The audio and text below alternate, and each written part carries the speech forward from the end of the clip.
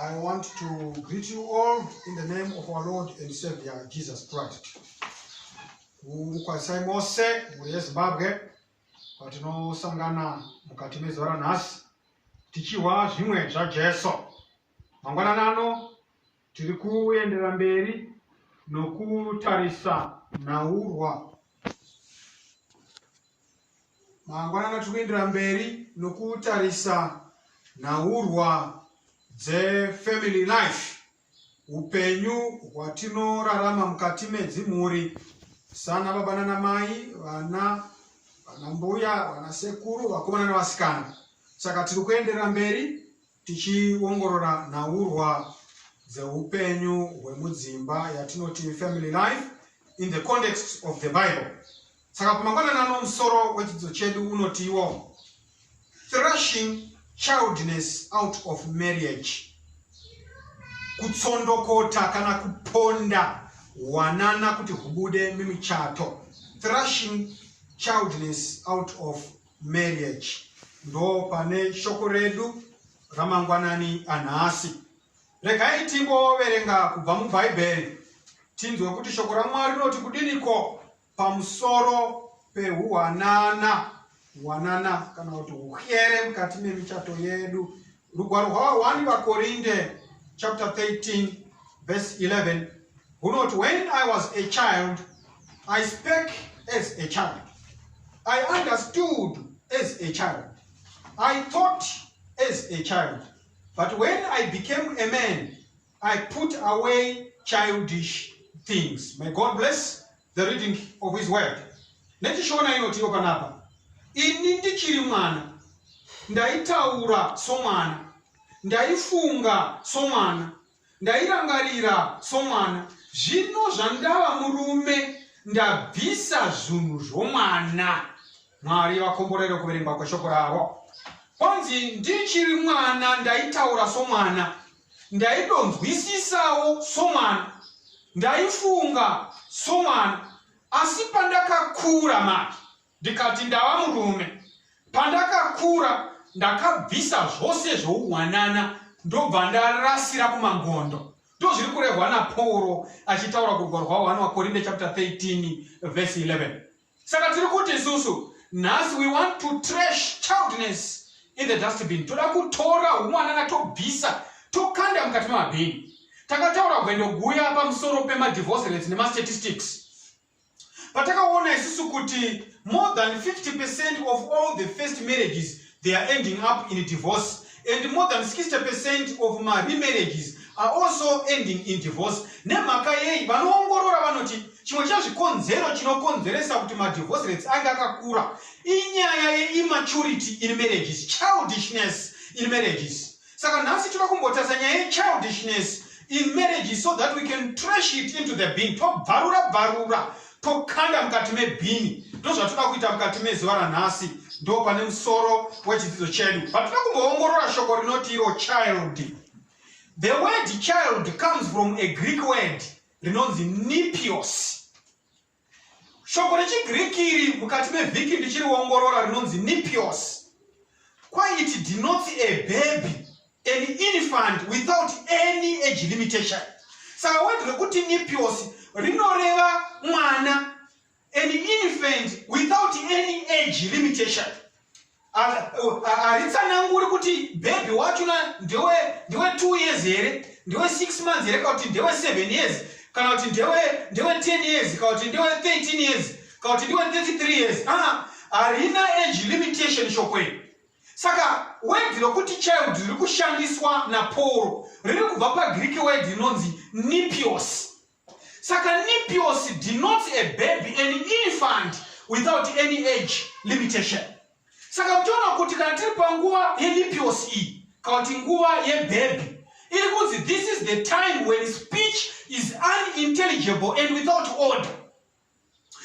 Mutauro wacho haugoni kuwa kuti anomboti kudini komwana. Haugoni zvakare kuona order yekuti zvinoda kuzama kutsanangurwa nehyere iyi arikuzama kuti kudini. Inipiosi inodaro.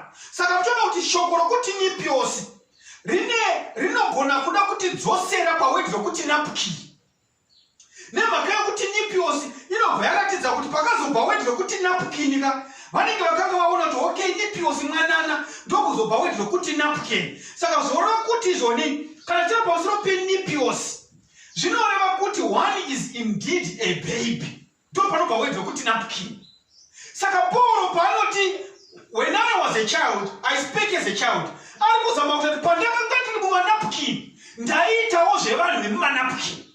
Dambudziko ratava naro nhasi mukati memichato iriko nhasi yakungofa inobatanidzwa nhasi mangwana yafa, yabatanidzwa nhasi in less than 30 days yafa, yabatanidzwa nhasi in less than a year yafa, in less than 2 years yafa. Panguva yatechiti vanhu vachiri panguva yehoneymoon michato inenge ichiparara nemhaka yei, nemhaka yekuti vanhu vapinda mumuchato vakapfeka manapkin inipios. Saka mukati mezuva ranhasi toda kumboongorora kuti how can we trash childness out of our marriages? How can we trash childness into the dustbin? Nemhaka yei, nemhaka yokuti vanhu vapinda mumuchato vakapfeka manapkin manipios. Ndo zviri kurehwa naPaulo pana 1 Korinde kuti ndichiri munapkin ndaitaura somunhu wenapkin, ndichiri munapkin ndaifunga semunhu wenapkin. But when I became a man, I put away all childishness. Ndakarasa kure. Ndozvinotaurwa naPaulo. Saka regai taura ndichiti nyaya dzemuchato hadzisi dzemanipios. Nyaya dzemuchato hadzisi dzavakomana navasikana vari mumanapkin. Mukaona zvichinetsa mukati memichato, tarisei kuti ndiani wakapfeka pamba. Nemhaka yekuti vanopfeka mapamba manipios ava ndo vanotarisirwa kuti vaite izvozvo zvinonge zvichinetsa. Inyaya yekuti vanhu vapinda mumichato ari manapkin. Unfortunately, my brothers and sisters, people get into marriage as nipios and expect to mature in it. Vanhu vanopinda mukati memarriage vari manipios vobva vafunga kuti vachakwegwira varimo. Aiwa kabodo, zvinoitika ndezvokuti kana wapinda mumuchato uri napios zvinogona kuzodhuva kuti umachiwe urimo nemhaka yekuti iwe unenge uchikuda kuti rambe chikupa mapamba. Saka ndozvanetsa mukati mezuva ranhasi. Tati nhasi regai tigoongorora nyaya yemanapkin ari mumuchato, Mwari vachitibetsera pakuti michato yedu ingasimba zviri nani, Mwari achitirawo zvakanaka. Hama dzinodikanwa pamangwanani ano, trashing childness in marriage. Paul ari kuti when I was a child I spoke like a child. Kana munachiti I spoke like a child, matauriro anoita vana vane inonzi broken and imperfect talk. Saka uchaona kuti kana muri mukati memuchato tikaona umwe wamaspouse achitaura broken and imperfect talk that demean your spouse, that is childishness. Uri kutaura somwanana. Kana uchitaura nespouse yako usaita sokuti uri kutaura nemwana wako. Amuzwa? Asi mwana wako, he or she is your spouse. Saka nyaya imperfect talk that demeans your spouse even in public. Unotohwa baba vachiudza mai varipo paungano yepakereke kuti nai mai ningi komunoitireko somwanana. Iyo talk yo ndiye kutodhimina spouse yako pachaunga. Kana iwe uri busy kumuudza kuti unoitira izvezvo semwanana pachaunga, isu tatotoda zvakare kuti saka zvana zvakadaro mose muri manipios, muri mumanapkin. Saka zvoreva kuti katida kuti michato yedu isimbe, we should take broken and imperfect talk that demeans our spouses into the dustbin. We need to trash it out of our marriages. Ndozvatikuta pamangwanana. Saka ndosaka Paul I spoke like a child. Vana vanotaura zvinhu zvinodhimina. Vamwe vavo vanotaura zvinhu zviri broken, vanotaura zvinhu zviri imperfect. That's what they do. They do not mind whatever they say.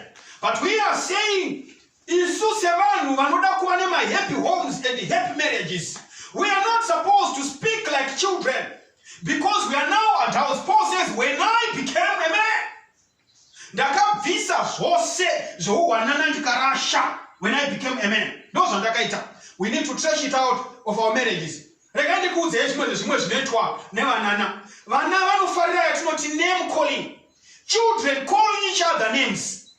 But when it comes kuvana, munoziva muchakura iwo izvozvi baba namai makanditeerera kana mukoma kana musikana akanditeerera, iwo uchakura waitopiwa manikine. Tikabvunzana manikine mwedu vana vatichakura tina akawanda ataipanana kumahungwe taire those inofarirwa nevana name calling. But when we see kuti vanhu vakuru ma-adults ndo vakuita tinotiwo ma-ad hominem attacks, ma-attacks on people's personal traits, we start to have a problem. Ndo rimwe dambudziko ririmo mukati memichato yedu mukati mezuva ranhasi rename calling. Mai vanodana baba nezvimazita zvimwe zvavanodana kutoita dare nevana rokutumidza baba mazita. Saka baba vachivhura gedhe vachiridza bhera, mai havati ndiyamuvhurira baba gedhe. Vanoti indai munovhurira bhoki gedhe. Nemhaka yekuti vakatomupa zita nemhaka yekamuka behaviour kanotora baba panga. Ndo zvimwe chetoona baba can team up with vana kuti vape mai mazita. Unoziva kwai bvanyanguva uya nemhaka yekuti mai vanenge vachizikanwa nenyaya yekuti pamuromo pamo nepaharuna hapamhagwi nenhunzi. Saka zvozi chimanyaya munovhurira dho bvanyanguva itei bvanyanguva uya. Name calling. Vana mai zvakare navababa muchato vane mazita vanodanana kana kuti vanodaidzirana zvichienda nezvavanoita mukati medzimba dzavo dzemukati. Vobva vatanga kudana mazita iwayo. Bhaibheri rotiudza panapa kuti ndiri mwanana, I spoke as a child. Name calling is inyaya yatinofanira kusiyira kuvana. Muchaona kuti isusu as adults we are not supposed to do that. We do not disrespect others with mean labels. Tinofanira kuti tive vanhu vanoita seek to understand my issues. Ngatidzidzei kuhwisa nyaya dzedu sababa namai mukati memumba mukati memuchato. Tohwisa nyaya dzedu, todhila nema-issues edu, tobva tasiyana nemaside issues atisingazogoni kuti tigadzirise kana zvinge zvazogudhuruka bva patiri.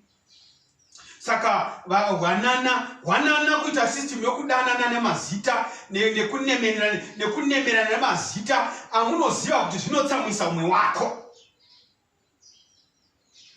Kuita ikoko kureva kuti umwe wako iye anoita name calling munhu wakapfeka mapamba ilipios anoda kutobetserwa nokuti ndo gemu revana rekudana namazita. Utora mwana chibva kumatakanana achichema achiti vaneti musoro bhangu.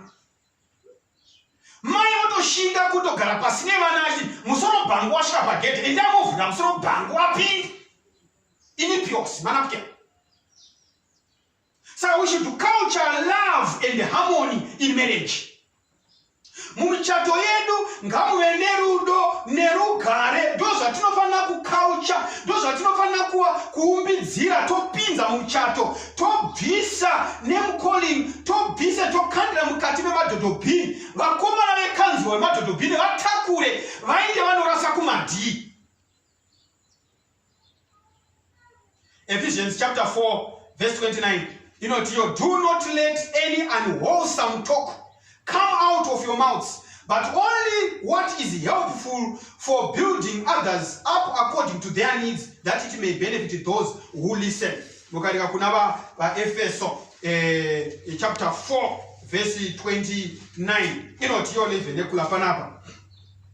Mumuromo menyu murege kubuda shoko rakavora. Unozacho chakavora cho chine mvumbira chonhuwa. Ndo mashoko iwawo atiri kureva kuti ndo aitaugwa nevana vachakura. But Paul arikuti ndava munhu mukuru, when I became a man, ndakabvisa mashoko akavora kuti asabude muromo mangu.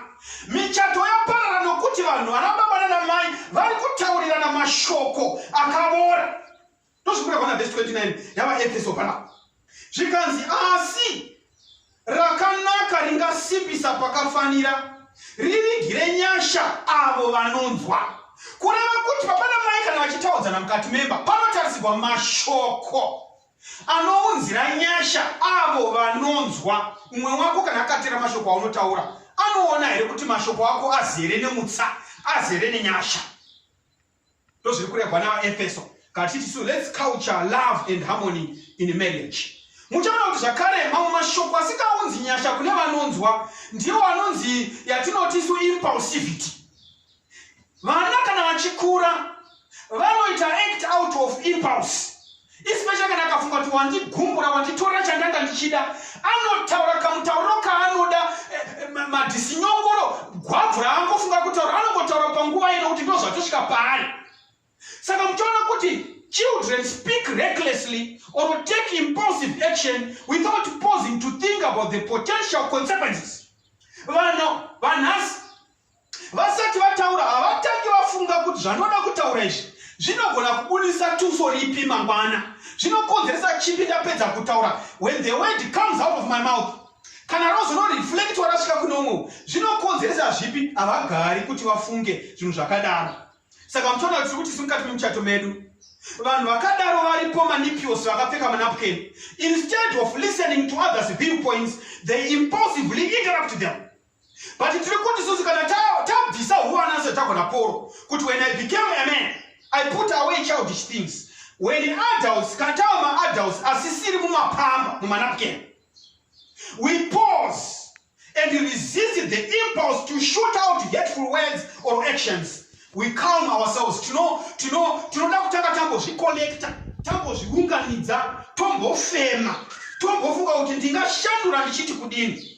When we think through the problem, we seek more information and we analyze my options. Ndozvinoitwa nemaadults, vanhu vasikachapfeki manapukini, nipios. Vanofunga vasati vareva zvavanoda kutaura, ozotaura.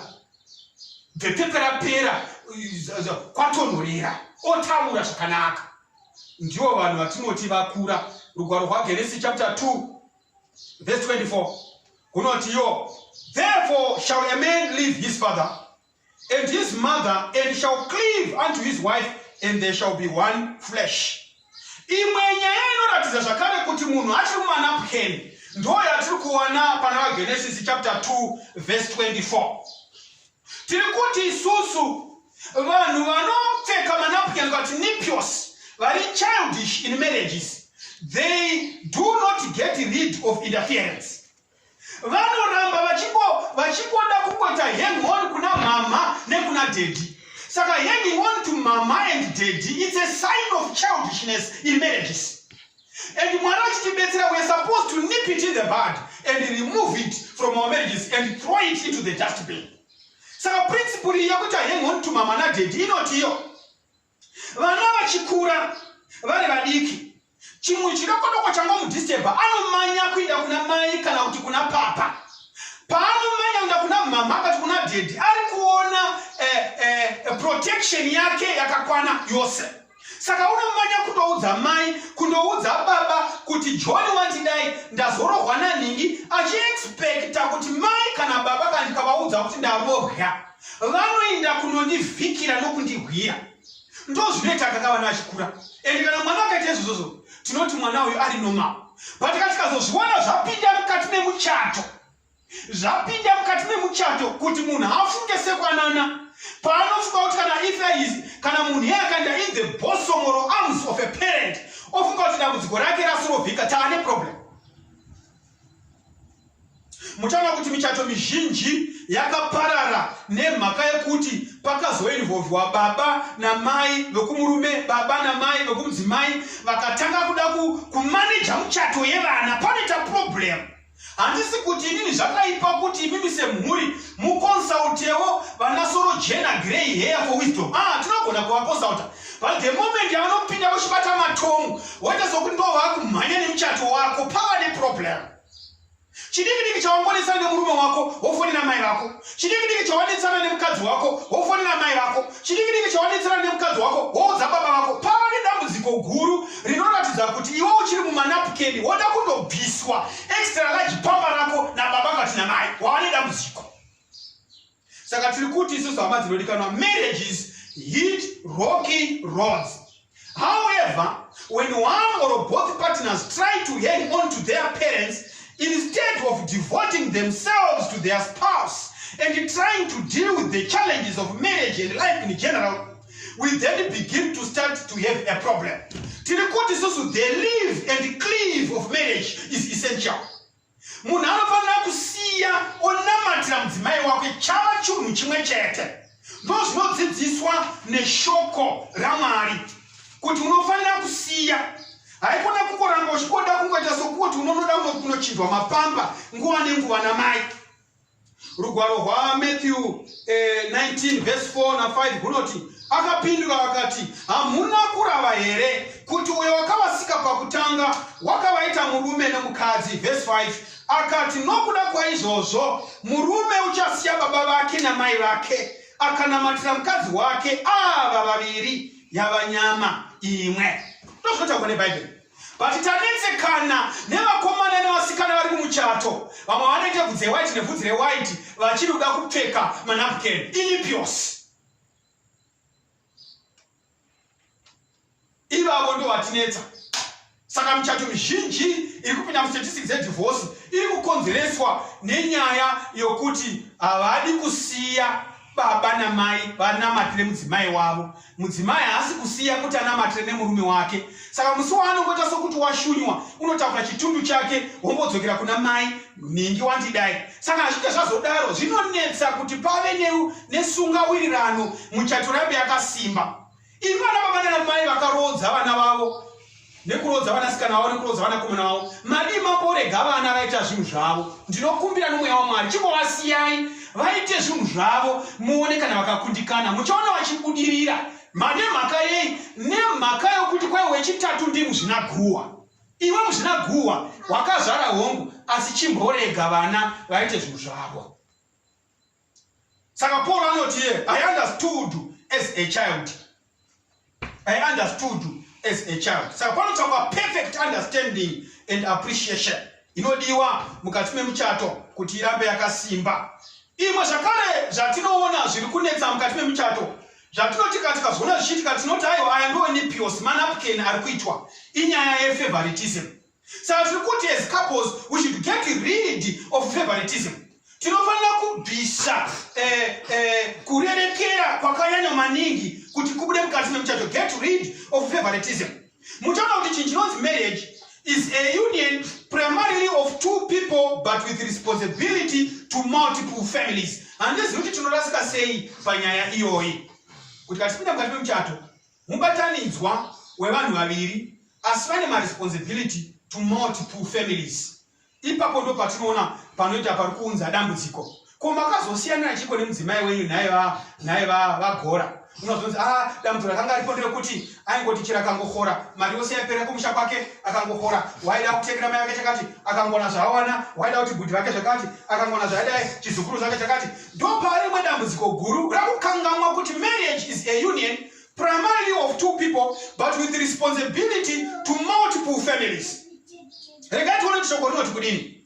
Muchaona kuti kana uchipinda mukati memuchato, be sure you love your in-laws without boundary. Gutsikana kuti unoda hama dzekumurume wako, unoda hama dzemudzimai wako zvisina boundary. Nemhaka yei? Nemhaka yekuti bhaibheri ndo zvarinotidudzira. Regai nditaure ndichiti unofanira kuziva kuti paunorora munhu uri kuroora iye nebackground yake. Saka bvudzi adoko riri kumashure kwake uku paunongoti I do zvinoti shanzi iroro kwati sanzi iroro watozuvana naro. Watozuvana naro sanzi iroro kureva kuti kana uchiroora you are not only marrying the person wauri kuona, you are marrying the family situation, you are marrying the financial situation, you are marrying the healthy situation and everything zviri kumashure kwake. Saka mukadzi ngaazive kuti kana arobva nemurume watoroora background yekumurume iyeye, whether kune vanogwara, whether kune vanotambura, whether kune nherera neshirikadzi dziriko, watozuvana nesanzuro watora ukati ndazvida.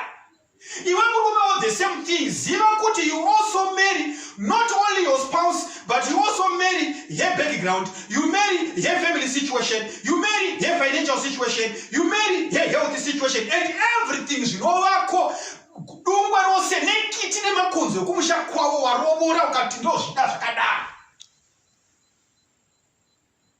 Chimwe chatofana kuziva zvakare ndechekuti ava toti vanatezverana naambuya nana vamwena. Your in-laws are closely related to your spouse.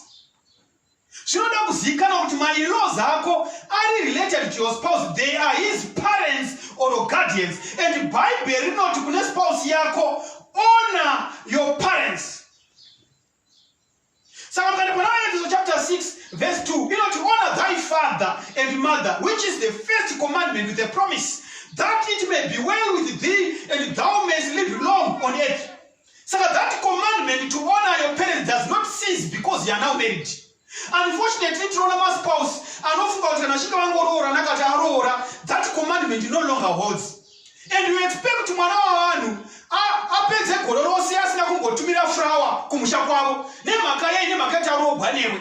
but Bible you become one. So one, they become our parents. And we now have an obligation, according to Ephesians chapter 6, verse 2 to 3, to honor thy father and mother. Saka mchatoto tonzo wakafa nemhaka yekuti akanga atumira mari kuvabereki vake. Icho chinoita kuti agozoenda nebweseri. Inyaya yekuti unenge watadza kuziva kuti mutemo unoti kudii. Wofunga kuti kana munhu achinge arogwa kana kurovora haasisina obligation, haasisina baba namai, but Bible rinoti iro honor thy father and mother.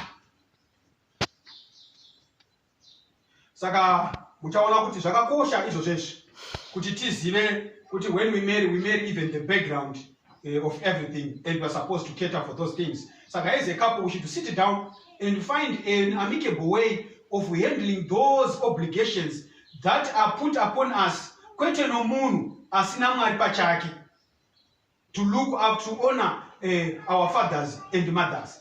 Saka natagara pasi tikagaza nyaya iyoyo hazvaifana kuti zvitinetse tikuzosvika panguva yekuti takuda kutaura nezvadivorce. I thought as a child, saka tinofanira to bring the spiritual nature in marriage. Tinofanira kuunza spiritual nature in marriage. We should pray and start together as often as possible.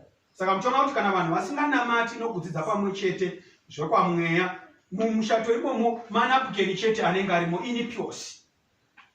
You are speaking, you are thinking, you are doing as what children do. But we want to trash childishness out of our marriages. We need to pray and start together as often as possible. Efeso chapter 5 verse 21. Inotiudza zvakare rimwe dambudziko ratinaro remanapukeni riri mukati memishato riri kukonzeresa kuti vanhu vapedzisire vafunga kuti hai rega ndikatanuruke ndibude ndiite nekwangu. Inyaya yedomineering. We should get rid of domineering. Saka kana baba apinda muchato kana mai vari muchato vane spirit yekuita domineer. Tinoti isusu aiwa manapukeni avakapfeka inipios nemhaka yekuti kumatakanana ndokwatotoziva kune mabhuri, ndokwatotoziva kune zvimwe zvanga zvaingana kuti pese pese panongotomatakana iye ndiye baba, pese panotomatakana ndini mai, imi ndimi vana. Inyaya yespirit of domineering. So that spirit kana ikatransportwa ikapinda mukati memuchato, tinosangana nedambudziko revanhu vatinoti vachiri vanana vachifunga kuti vakura. Saka ukaona uri mukati memuchato baba kana mai mune spirit yokuda kuita too much domineering, you are inipios, uri mukati memanapukeni. Zvinotsvaka kuti ukure saporo kuti when I became a man I ceased domineering my wife. When I became a woman, I ceased domineering my husband. When I became a man, I seized the spirit of domineering. Dakarega kuita mweya wekugara vanhu matunduru. Nemhaka rugwaro rwava Efeso chapter 5 verse 21. Regai ndikuravire pano rugwaro rwava Efeso chapter 5 verse 21. Inoti iyo pana muchizviisa mumwe pasi pomumwe muchihya Kristo. So submitting yourselves one to another in the fear of God. This is what the Bible enjoins us to do. Bible rinoti admonisha tinokurudzira to submit ourselves one to another, not to inculcate a spirit of domineering. Mweya wekuzvidza chibhuru nguva dzose, spirit of domineering. Iyo inotadza kuti uchiri mukati memanapukeni. Uri mukati memanapukeni. Ndosaka zuva nezuva muchida kutsvaka kansela uyo mufundisi naye ngava yatibetsere vatiyananise imhaka yokuti aiwa zvauri kutoita izvo zvedomineering zviri normal nemhaka yokuti utadza kuti uchiri mumanapukeni. Mwana kana ane manapukeni pamusha tinoenda tonotenga mapamba aya 100 ari muzvibhedhlera, mwedzi usati wapera tinenge tadzorera zvakare kunotenga mamwe e50 nemhaka yei nokuti ari kuita zvaakajaira zvokutambira ari mumanipios ake mumanapukeni. saka toona matambudziko achiwanda mukati memuchato zviri kureva kuti manapukeni awanda nemapamba anofanira kutengwawo vhiki in vhiki out nemhaka yekuti baba kana mai vari kuita zvinhu zvavo zvokuitire mubhurukwe inapukeni ranetsa mukati memuchato. Saka Mwari achitibetsera tiri kuti we need to trash out tinofanira kubvisa manapukeni manipios mukati memarelationships edu and start to behave like mature people. Saka mweya wedomineering unofanira kubviswa. Saka muchiona kuti a child who is physically larger than other children of his age can walk up to another child who is playing with a toy. You would like and akaona mwana chama ne toy yake anongoenda kusvika bvuta toy iyoyo. Mukatoshaka nemwana wenyu kana ane spirit of bullying and domineering, mind up next door otoona vane pane door matoy avo wakati igona baona mai avo kanongonanga ikoko kusvika kotondobvuta. Ndo zviri vamwe vanhu mukati memarelationships vanotobvuta even the character or the personality of his spouse otobvuta otoda kutorasha anosvika otoginya mvura spirit of domineering kusara mai vasisina kana chimiro kana personality mukati merelationship. Iwe ndiwe wega wakutoita sokuti wangorarama murelationship yacho uchidominia kutsika nePauro wakatsika nejombo size 11 kunge urimo uchabuda uchidominia urimo mukati memuchato. Muchona kuti as adults we should respect my boundaries. Yours is yours, mine is mine, ours is ours. We should respect these boundaries. Muchaona kuti hama dzinodikana hostility kana kuti mvonga mupopoto dzirimo mukati memuchato inyaya yekuti munhu akatsikirirwa sespring wakagarirwa pamusoro ne20 pound hama achidominiwa munhu kushauri kuti otsiriguka nepapi.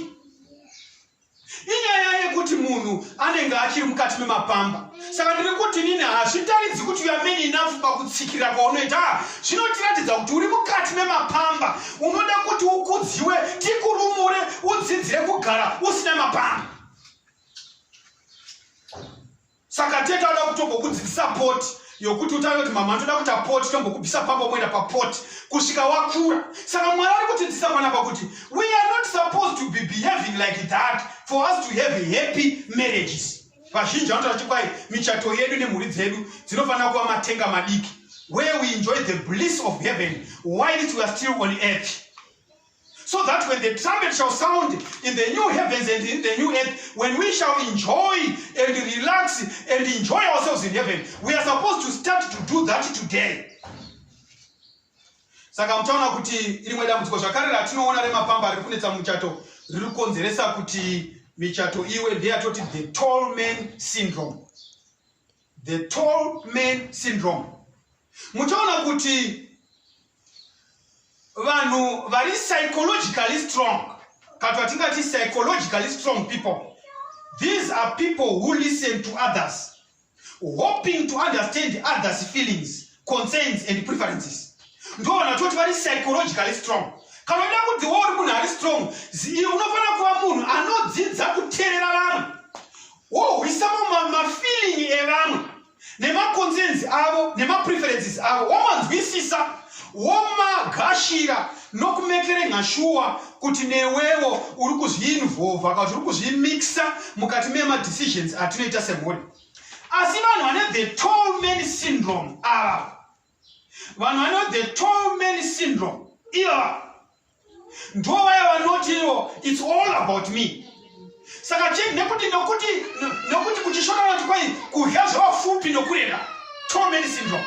Variko vanhu vanodya zvavafupi mumuchato nokuti ndo vakareba mumuchato imomo.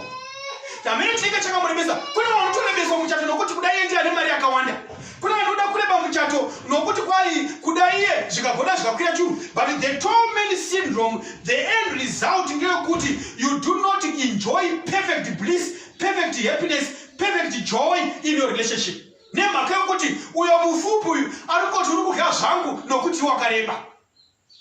So the tall man syndrome is a sign yokuti that person who appears to be tall, actually he is very short and is in his pambas. Arumanapke, inipios. Inipios yoyo. Amutwana. Saka mtwana kuti vanhu ava vane tall man syndrome, no one else counts. If they don't get their way, they may resort to pouting or bullying in order to do so. If they don't get their way,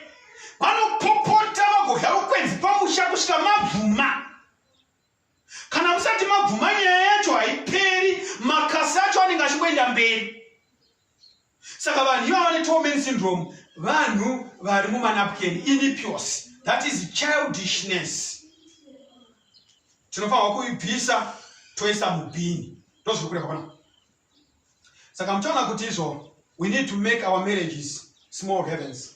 We should respect and love our spouses, and respect and love should be the kingpin of our homes. Respect nerudo zvinofanira kuita underline kana kuti underpin the government of the home. Chikopawo mukana wokumborespecta umwe wako, muremekedze, umupewo rudo, zvive zvinosunga kana rive bhandi rinosunga musha wenyu. Zvinoita kuti pamba pagare pane mufaro, nokuti imba yenyu inenge yava chidenga chidoko. Zvimwe zvakare zvatinoona zvinoratidza kuti imwe yespouse inogona kunge chiri mumanapukeni, inyaya yekusarangarira kuti you have not married an angel. Ngirozi hadziwani kana kuwanisa. Saka iwe kana uchinge waboora munhu, rangarira kuti waroorana nemunhu akazvagwa kana kuti akabuda mudumbu romukadzi. Mudumbu romukadzi, and who is sharpened in iniquity from the point of conception. Wakazvagwa akati wakavezewa mudumbu rechivi. You have not married an angel. Accept your weaknesses as well as the weaknesses of your spouse. Accept your weaknesses as learning experience for you. Saka kugara waziva kuti hauna kuroora ngirozi chinhu chakakosha chose, nokuti chinobetsera kuti tisarambe tiri kumanapukini. Saka zvakakosha kuti tiremembe izvozvo mukati memuchato wedu kuti we have not married angels. Saka kana tisina kuroora ngirozi, we should then accept my weaknesses as learning experiences. Kutodzidza kuti kudzidza, tiri kudzidza nokudzidzana. Nemhaka yekuti vanotaura vanotiwo kana uchipinda mukati memuchato uri kupinda muchikoro, wotanga wapiwa cape of knowledge negraduation gown, wozvipfeka iwe usati wagraduate, wozvipfeka iwe usati wapinda mukati mesyllabus. Syllabus ndio munozotanga kuona manje makurarama first day, second day, first year, second year, third year, fifth year, fourth year, uri muchato, but you will never graduate kusvika Jesu achiuya. Saka chidzidza kuti neizvozvo mese mapinda mukati memuchato muri maamacha, mukatonzi mime hero certificate ini musati matanga chikoro. Saka ziva kuti you have not married an angel. Why would you demand to see perfection in your spouse iwe uchiziva kuti syllabus yacho apinda mwasati atanga kuidzidza? Saka dai Mwari akatibetsera kuti tizive kuti mukati memuchato yedu chinhu chinoita kuti tikunde tibvise manapukeni mumuchato inyaya yokuziva kuti nyaya yemuchato zvakatanga naye Mwari mukati mebindu reite. Mwari ndiye ane transcript, anoziva zvazvinofanira kuti zvive kuti zvifambe zvakanaka. Saka tinofanira kumanya nguva dzose full of love. We should run to the cross of Jesus and plead for mercy. Not only mercy but abundance of it. Nyasha dzakapetwa runa dzakapetwa kakawanda, double portion dzizare mukati memuchato if we are going to manage. For the devil is warring kuti ari pahondo nemichato, nokuti anoziva kuti Christianity is a family based religion. When you destroy the family, you have destroyed the Christian fabric. Wapedza zvose unenge wadestroya the Christian fabric. Saka pazora nhasi mukaenda kurugwaro rwaRute chapter 1 verse 16 na 17, Rute anoti iye achitaura panapa anoti, and Ruth said, entreat me not to leave thee or to return from following after thee, for whither thou goest I will go, and where thou lodgest I will lodge. Thy people shall be my people, and thy God my God. Where thou diest will I die, and there will I be buried. the Lord do so to me, and more also, if aught but death part thee and me. Muchaona kuti Rute panapa ari kutaurira kuti nyaya yemarriage, it's a lifelong commitment. Kuzvipira kweupenyu hwose. Asi mukati mezuva ranhasi taita dambudziko rana baba narana mai kuti muchato zvauri a lifelong commitment, for better or for worse, till death do you part, in the face of relatives, who do not appreciate you. You should still long to remain committed. Kunyange zvakadero. Mukanda kuna rugwaro rwaIsaiah chapter 53. Isaiah chapter 53 verse 3. Inotiyo panapa. Inotiyo. Wakazvidzwa nokurashwa navanhu, munhu wokurwadziwa, wakaziva urwere somunhu unovanzirwa navanhu zviso zvavo, wakazvidzwa nesu hatina kumukudza. Pari kutaurwa zvinhu zvakasanganikwa naiye Jesu pachake, kuti wakazvidzwa navanhu, wakarashwa navanhu, akava munhu wokurwadziwa, wakaziva urwere somunhu unovanzirwa navanhu zviso zvavo, wakazvidzwa nesu hatina kumukudza. Urimo mukati memhuri yausingakudzi, yaunozvidzwa, yaunogwadziswa, yaunorambwa navanhu vako vekwako, kunyange waita zvinhu zvakanaka. Kana munhu wasiya childness, when you become a man, you remember that even Jesus Christ went through the same ordeal. Wakafamba namo mukati medambudziko rimwe chete rakata sero rokurambwa navanhu vakwake, vakavinga kuzodzikinurwa kubva mukati mechivi, kofira pamuchinjikwa, vakamuramba. Kunyange varanda vake vakamutevera vakamuramba. Vana Stephen vakatakwa nemabwe, but Jesu unoramba achimanifesta rudo kwatiri nemhaka yei? Nemhaka yekuti he thinks as a man. Saka zvakakosha mukati memuchato kuti vanhu vanofanira kukura vabve mumanapukeni, nipios. We should cease, we should stop thinking as children. We should start to understand like men, like grown-ups, and behave like adults in these relationships if we are going to succeed. Saka mtaona kuti varume vanenge vachipfeka manapukeni mukati memuchato ndo vanotowanikwa ivo, instead yokuti vave the head of the family vachipangisa the character of Jesus Christ, vanowanikwa vari ivo vanotanga kuti musi wangonesana namai unotiza wobuda mubedroom woenda unorara kuchirumu cheuko icho, unotiza woenda kubodzera mumba kwedu. Ivo vari baba vaifanira kunge vari vakatobata ndandi netambo dzekuti mhuri isunganidzwe ichienda mberi. Ndo vanotanga kutaridza kuti vatochinjika. Mai vari mumanapukeni ndo vaya vanongoti musi vanongota songoti zvinhu zvashota pamusha, vanotakura katumbu kavo voti ndodzokera kwedu isu hatiamuswa takabata nezhara, votodzera kunoreva kuti ndavatiswa nezhara nowakandirovora. Inapukeni rinenge rakapfekwa namai, vanoda kudetserwa. Saka muchaona kuti panapa tiri kudzidza isu rugwaro rwokuti for better or for worse, till death do you part. We are supposed to cling on and hold on to Jesus, believing that he is more than able to succor them who come to him in penitence. God can help us in the time, the challenges that our marriages are facing today. Saka muchato wasiwe vanhu vari faint-hearted ndiwo vanhu vanoziva kuti tiri mukati mehondo newakaipa. Satan unoziva kuti if he wants to destroy Christianity, he needs to destroy the family fabric. Regai tiverenge zvakare rugwaro rwa2 Vakorinde chapter 5 verse 21. 2 Vakorinde chapter 5 verse 21 ndiyo atoda kuti tiverenge.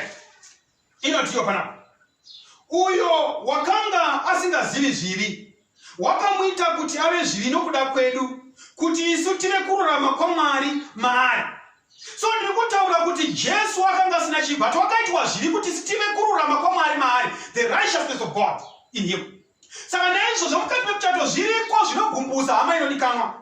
Zvigumbu zviriko, zvishoro zviriko, kunyange wakasvika ukapukuta madzihwa enherera dzose dzeikoko, ndobva waendesa kuchikoro ukaita zvose nanhasi unongosvogwa, but nemhaka yekuti hauchapfeki napukeni hauchanyanya kunanzerera izvozvo, nokuti the joy yokuona vanhu vachiprogresa muupenyu vakabuda nemumaoko mavo zvinofanira kupa satisfaction yokuti only time and eternity will tell the extent yeruoko rwakabatana mukati memhuri yawakarogwa ngati yawakarogora. Saka usawara nezvinhu zvinoratidza kuti zvinoita sokuti hava-appreciate. Even if they don't appreciate, take the example of Jesus Christ. Wakaramba wakazvidukupisa kusvika murufu. Kunyange zvakadaro akafa rufu rwembavha, but the joy that was set before him yakamuita kuti aite endure the pain of the cross. Nemhaka yekuti wakatiunzira kuponeswa kuvanhu vose. Ndiri kuti muchato wauri hama yadikanwa pamangwanani ano unogona kunge une situation yakaoma zvikuru yekuti nyangwe neni handigoni kutsanangura. Asi ndiri kuti hold on my dear sister, hold on my dear brother, hold on my friends, hold on my sister. Nemhaka yei, nemhaka yokuti you are doing more than ministry. Whereas kana the family fabric yaramba iri intact, the family unity ine rudo rwaJesu inova uchapupu kunyika yose kuti there is a God in heaven.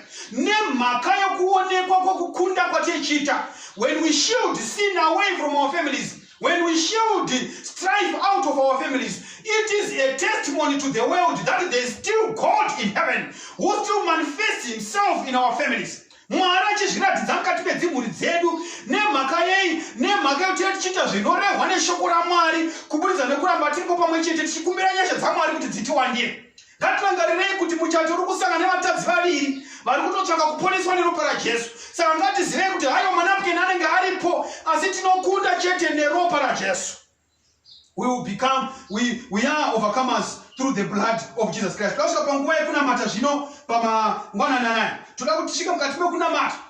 Wherever you are, my brothers and sisters, iwe ndiwe unoziva mhuri yako, ndiwe unoziva relationship yako. You know your spouse, you know your marriage, you know the family life that you're experiencing right now. For better or for worse, you are saying, Lord, help me till death do me part.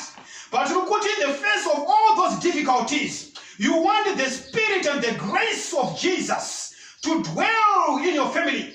You want God to outpour his spirit into your family, to outpour his spirit into your life, so that your marriage, so that your relationship can move from worse to better.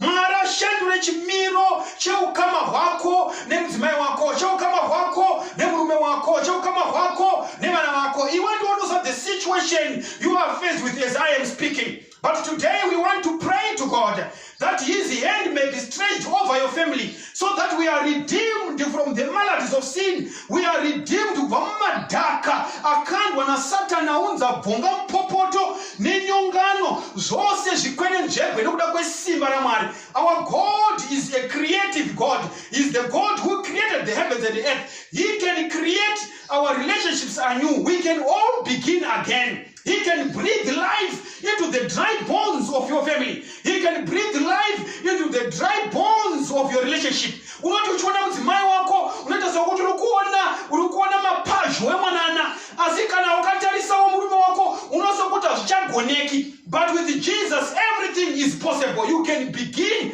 again. When he says it happens. Kana Mwari akataura zvinoitika. Is it your desire, my brothers and sisters, this afternoon, that you want to invite Jesus into your relationship, so that God can change your family, God can change the circumstances around your relationships, God can change your spouse, so that you can also enter into marital bliss. Kana uri namato wako panguva ino ndinokumbira tose simuze maoko edu as we are going to pray. We are now praying. Ngati namateni. Baba vedu munoshamisa muri kumusoro kudenga, toda kutendai mukati mezora nhasi nemukana wamatipa wokuti tibvise ukwere mukati medzimba dzedu. Tiri kukumbira panguva ino Mwari kuna mai avo nababa avo vari mukati medzimba, asi dzimba dzacho dzinotadza kuti dzovava semaremoni. Tinokumbira Mwari kuti muri Mwari anotakataura zvinoitika. You commanded and it stood fast.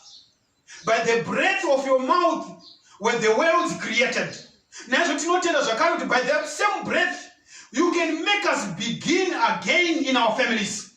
You can mend our relationships again in our families. our relationships with our in-laws, our relationships with our children, spouse to spouse. Lord, we want to invite you this day that you may come and make your dwelling in us. You are Emmanuel, God with us. Be with these marriages, be with these families, be with these children, be with these in-laws. Emmanuelize our relationship.